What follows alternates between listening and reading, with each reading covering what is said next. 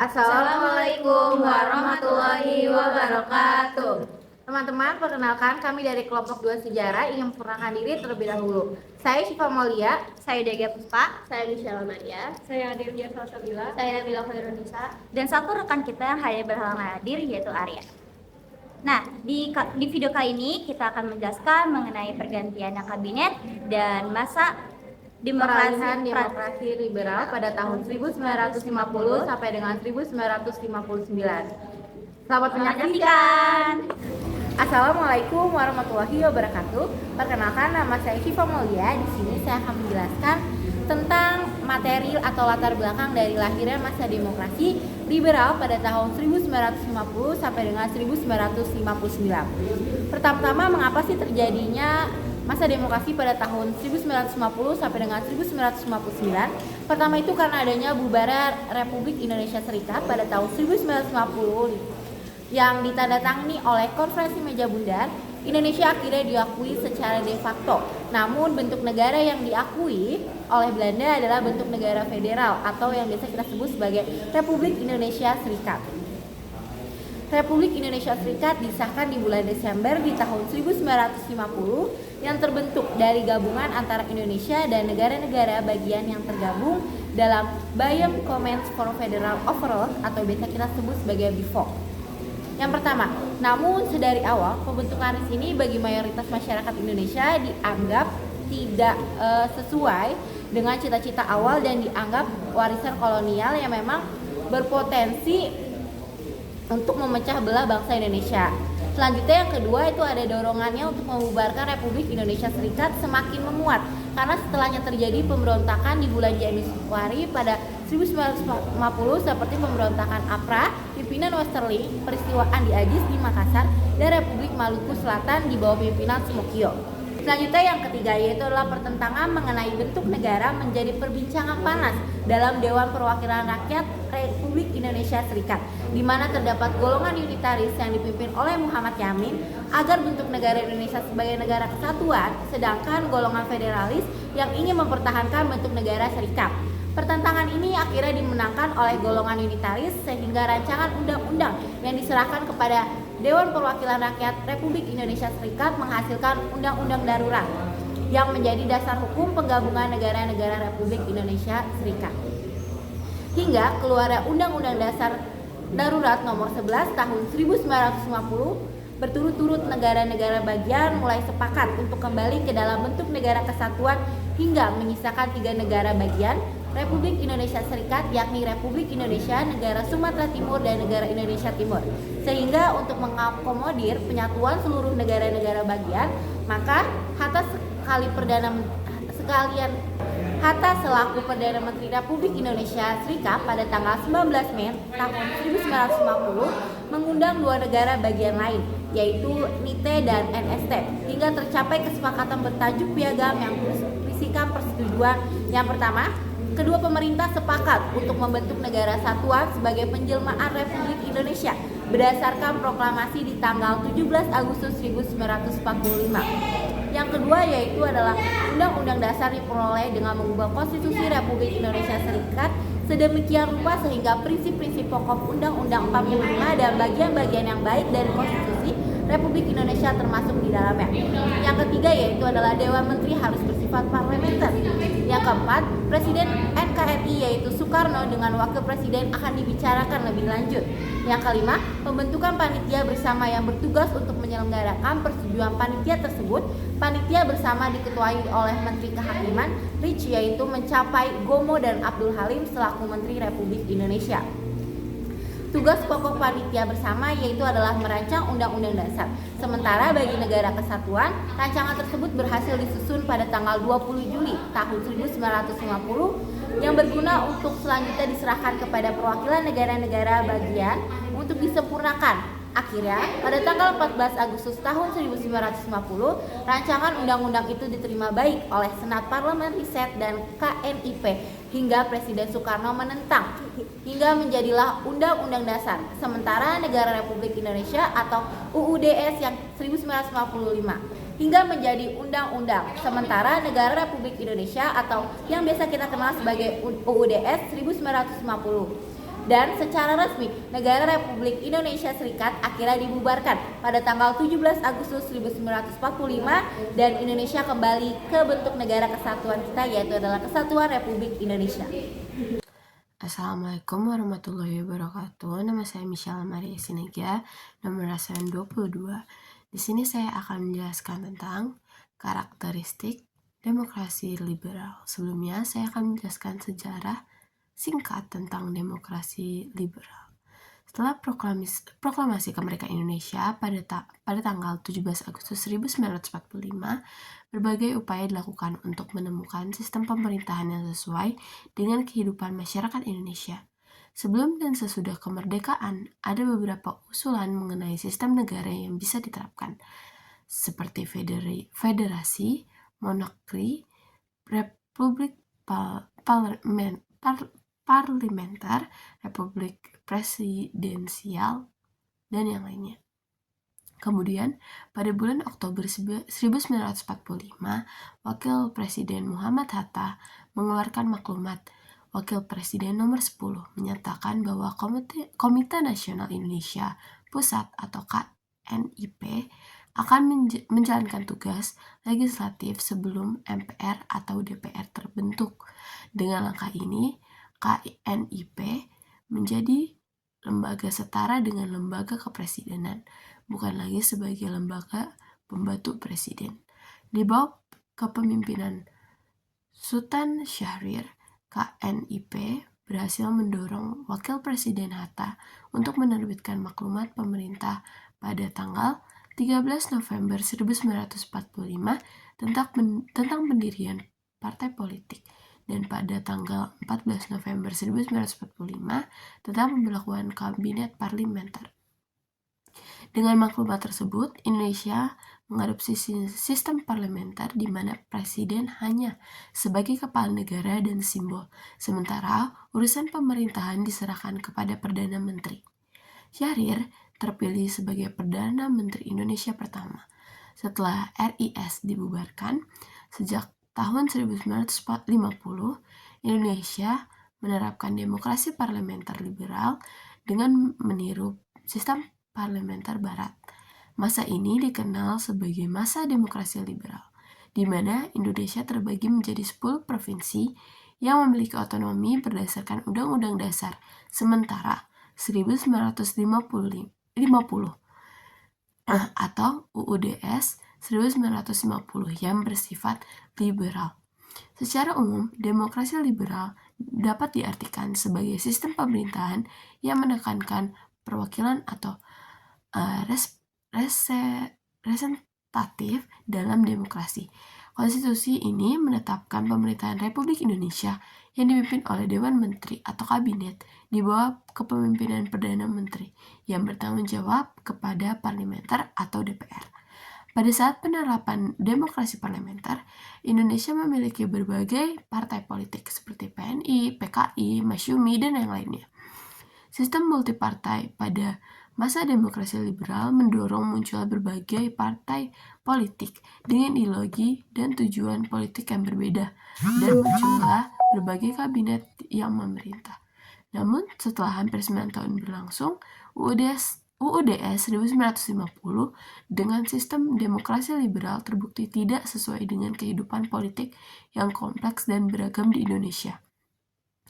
Kemudian, pada tanggal 5 Juli 1959, Presiden Soekarno-Hatta mengumumkan dekret Presiden mengenai pembubaran Dewan Konstitusi dan kembalinya berlakunya UUD 1945. Nah, ciri-ciri negara dengan sistem pemerintahan demokrasi liberal yang pertama itu menganut paham demokrasi dengan sistem pemerintahannya dan dituangkan dalam konstitusi mereka. Yang kedua, memiliki perwakilan dari rakyat-rakyat dalam negara tersebut dan sekaligus membatasi kekuatan penguasa. Yang ketiga, kekuasaan tidak terkonsentrasi pada suatu titik. Berbeda dengan sistem pemerintahan presidensial sehingga membuat proses pengambilan keputusan lambat.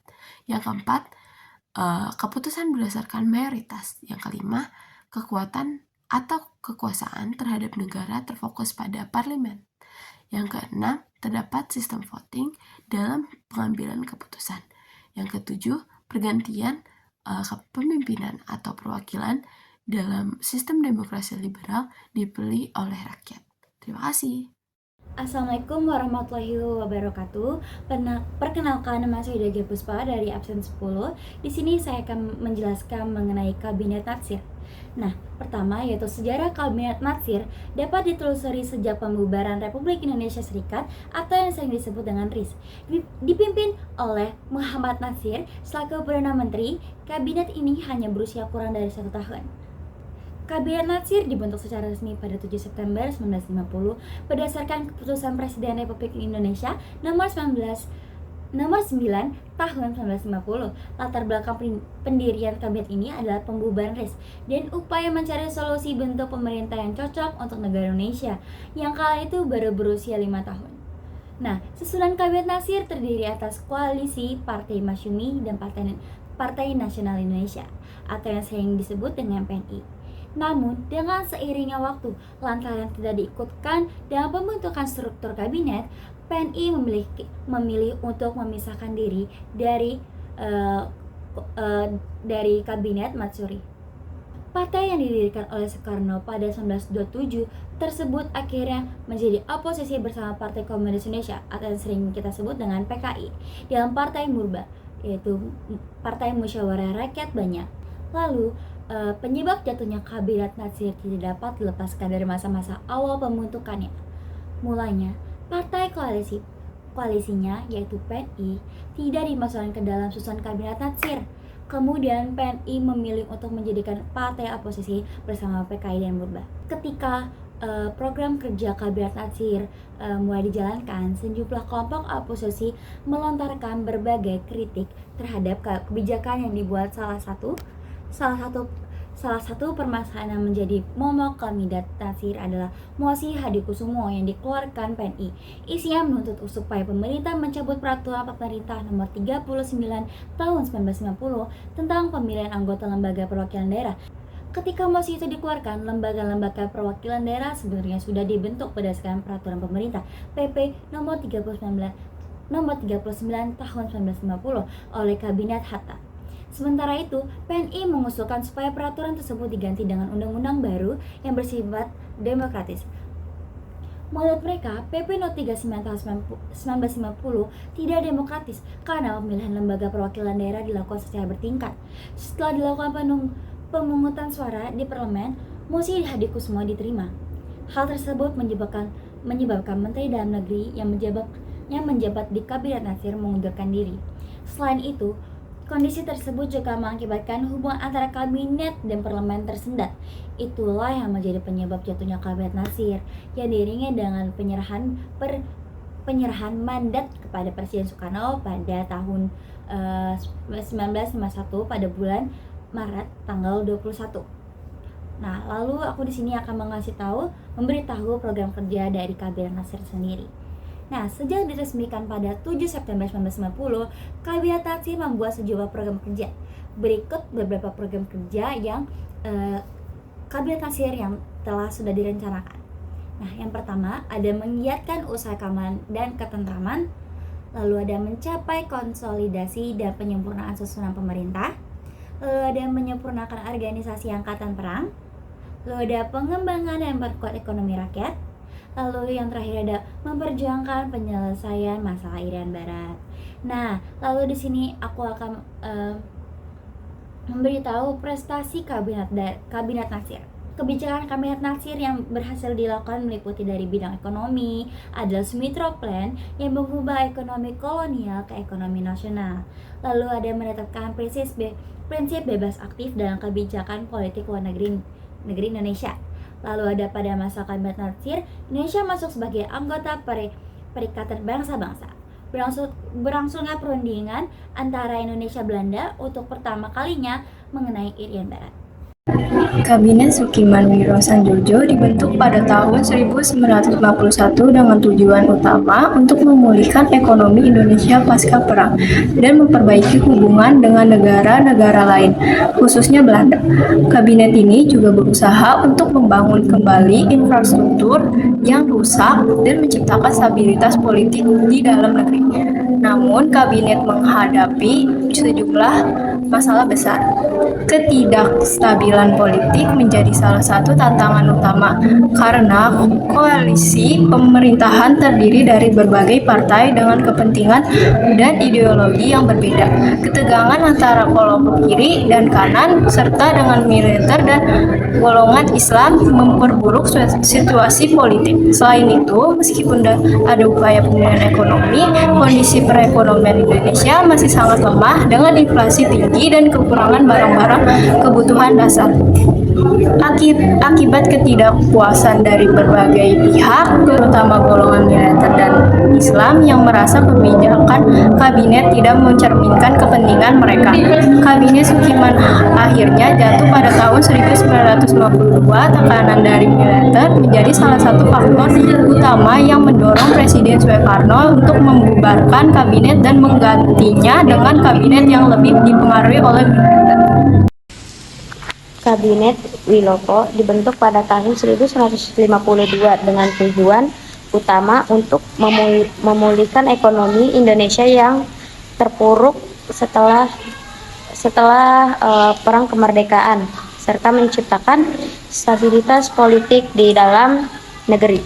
Kabinet ini juga berupaya memperbaiki hubungan internasional, terutama dengan negara-negara tetangganya dan Belanda. Selain itu, ada fokus pada perbaikan administrasi pemerintahan untuk meningkatkan efisiensi birokrasi. Namun, Kabinet Wilopo menghadapi berbagai masalah. Salah satunya adalah ketidakstabilan koalisi, di mana berbagai partai dengan ideologi berbeda sulit mencapai kesepakatan dalam pengambilan keputusan. Masalah ekonomi juga tidak dapat diselesaikan secara efektif dengan inflasi yang tinggi, membengkak serta keterbatasan sumber daya.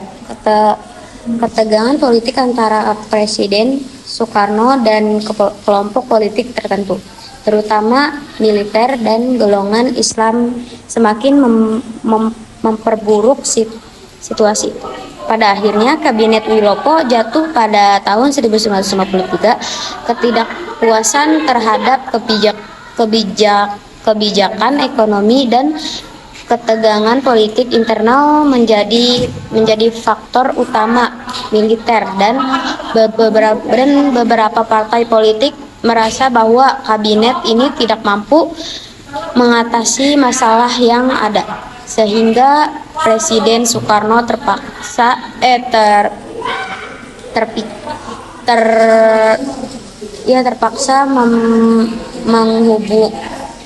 membubarkan kabinet dan membentuk kabinet yang baru, lebih dipengaruhi oleh militer.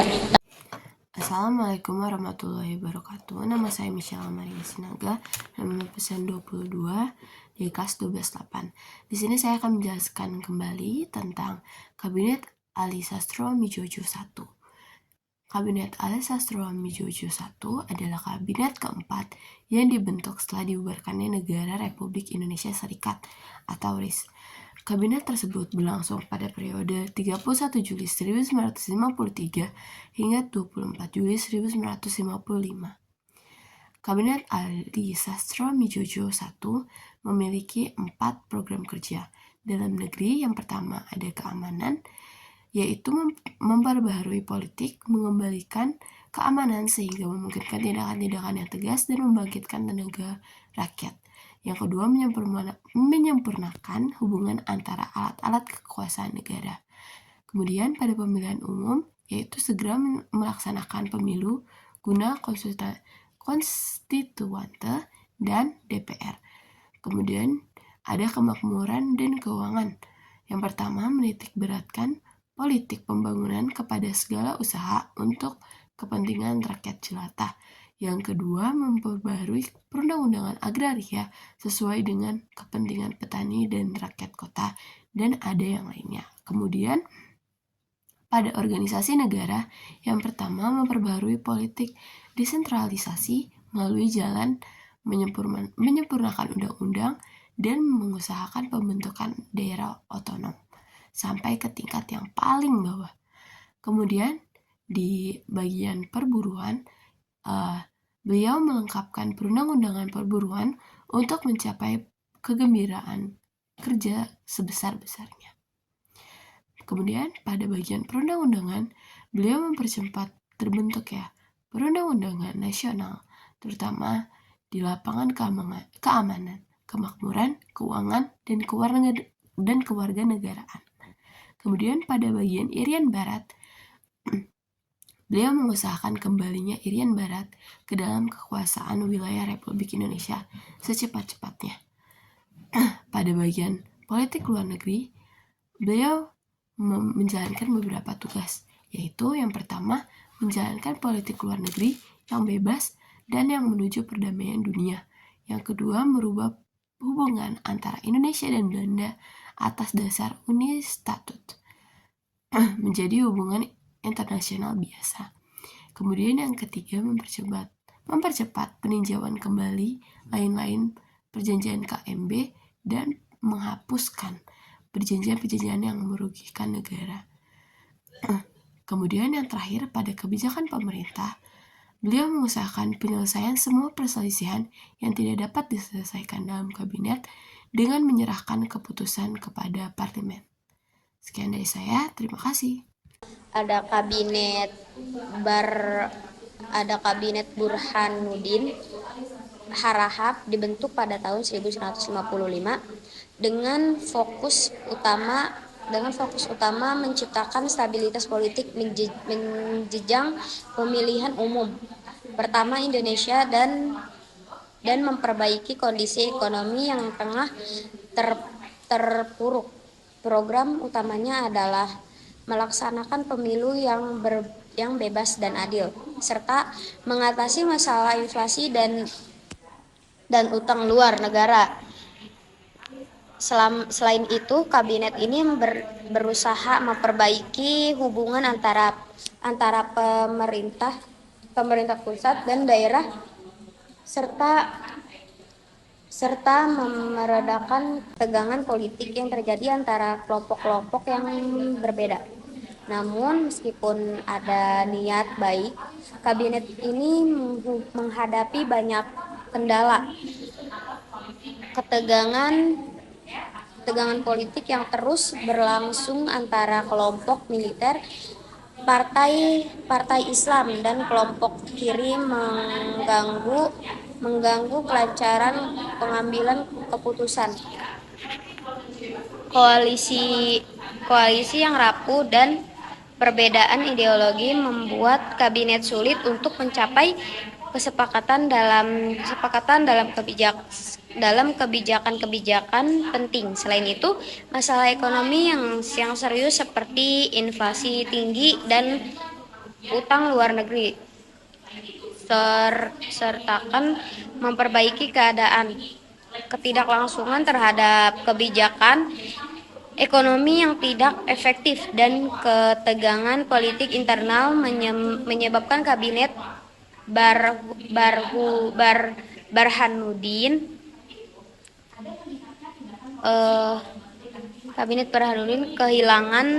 kehilangan dukungan dari berbagai kalangan pada tahun 1956. Tekanan dari kelompok-kelompok tersebut mencapai puncaknya dan Presiden Soekarno akhirnya membubarkan kabinet ini. Kabinet Burhanuddin digantikan kabinet baru yang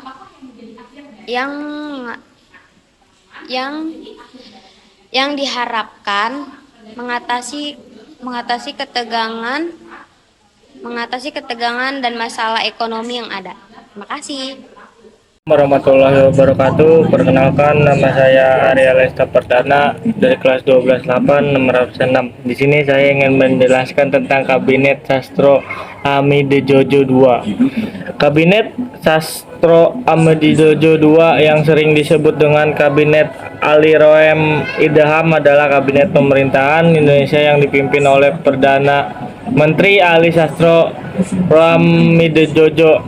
Kabinet ini bertugas dari tanggal 24 Maret 1956 hingga 14 Maret 1947, di mana latar belakang terbentuknya Kabinet Sastro Amidejojo ini dibentuk setelah pemilihan umum tahun 1955, di mana PNI Partai Nasional Indonesia meraih suara terbanyak, disusul oleh NU yaitu Nahdlatul Ulama, Masyami, dan PKI.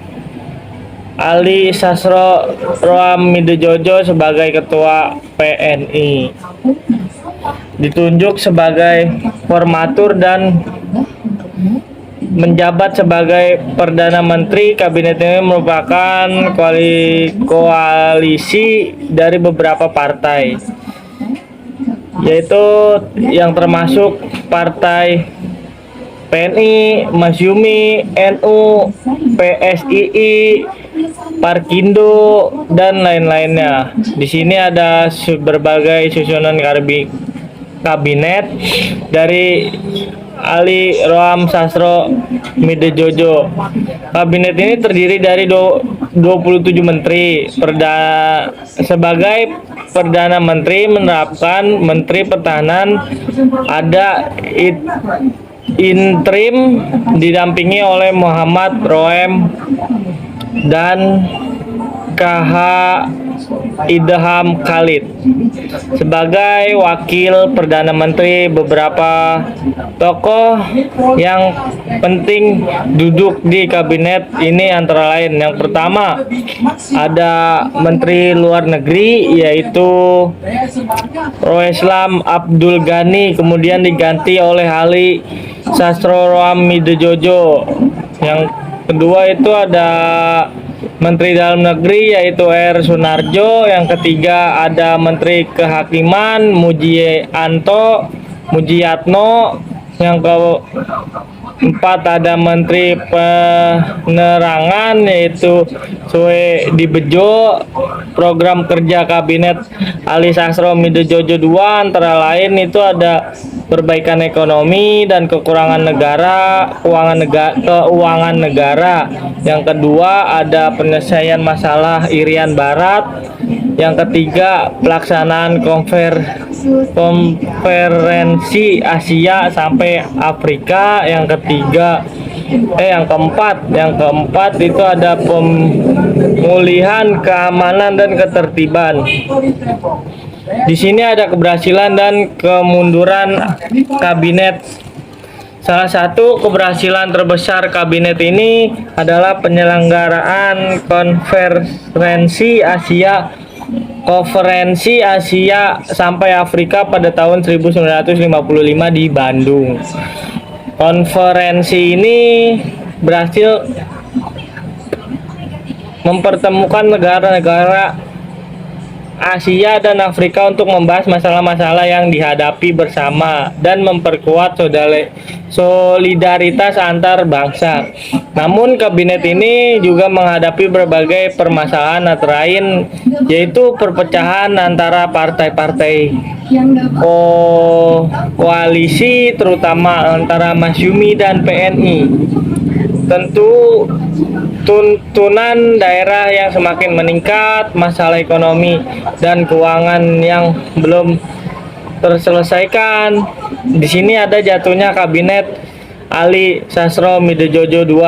Akhirnya jatuh pada tanggal 14 Maret 1957 setelah berjalan kurang lebih 1 tahun. Jatuhnya kabinet ini disebabkan oleh beberapa faktor, antara lain yaitu meningkatnya ketidakpercayaan dari beberapa partai koalisi. Yang kedua ada mosi tidak percaya dari parlemen. Yang ketiga ada tekanan dari daerah-daerah. Terus di sini ada kesimpulan tentang Kabinet Ali Sastro-Midojojo II. Kabinet ini merupakan salah satu kabinet yang penting dalam sejarah Indonesia. Meskipun hanya berumur pendek, ia berhasil menyelesaikan konversi antara Asia sampai Afrika yang berdampak besar bagi Indonesia dan dunia. Namun, kabinet ini juga menghadapi berbagai masalah internal dan eksternal yang akhirnya menyebabkan kejatuhannya Kabinet Ali Sastro-Midojojo II. Sekian, terima kasih dari saya. Sekarang saya ingin menjelaskan mengenai Kabinet Juanda. Nah, Kabinet Juanda adalah sebuah kabinet karya Second Cabinet yang dibentuk pada masa demokrasi liberal dan merupakan kabinet terakhir dari sistem parlementer Indonesia. Kabinet ini dipimpin oleh Perdana Menteri Insinyur Juanda Kartawijaya sejak tanggal 9 April 1957 hingga 10 Juli 1959. Kabinet ini disebut sebagai Second Cabinet atau Kabinet Eksa Parlementer, yaitu kabinet yang dibentuk tanpa melihat jumlah kursi di parlemen.